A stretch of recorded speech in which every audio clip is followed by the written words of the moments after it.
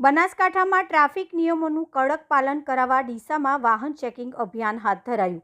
બનાસકાંઠા નવનિયુક્ત જિલ્લા પોલીસ વડા પ્રશાંત સુબેની સૂચનાથી જિલ્લામાં કડક વાહન ચેકિંગ હાથ ધરવામાં આવી રહ્યું છે। જિલ્લાના પોલીસ વડાએ ચાર્જ સંભાળ્યા બાદ જિલ્લામાં ટ્રાફિકના નિયમોનું કડક પાલન કરવા માટે લાલાપ કરી છે। આ અંતર્ગત બનાસકાંઠામાં ઠેર ઠેર વાહન ચેકિંગની ઝુંબેશ શરૂ કરવામાં આવી છે। આ અભિયાનમાં ખાસ કરીને કાળા કાચ નંબર પ્લેટ વગરના વાહનો અને જરૂરી દસ્તાવેજોની ચકાસણી કરવામાં આવી રહી છે।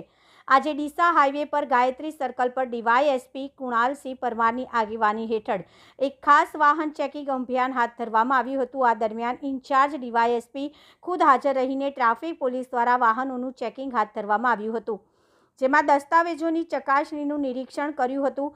આ ચેકિંગ દરમિયાન કાળા કાચવાળી અને નંબર પ્લેટ વગરની ફોર વ્હીલર વાહનો અને બાઇક ચાલકોને દંડ ફટકારવામાં આવ્યા હતા। આ કડક કાર્યવાહીથી ટ્રાફિકના નિયમોનું ઉલ્લંઘન કરતા અને બેફામ રીતે વાહનો હંકારતા અસામાજિક તત્વોમાં ફફડાટ ફેલાયો છે।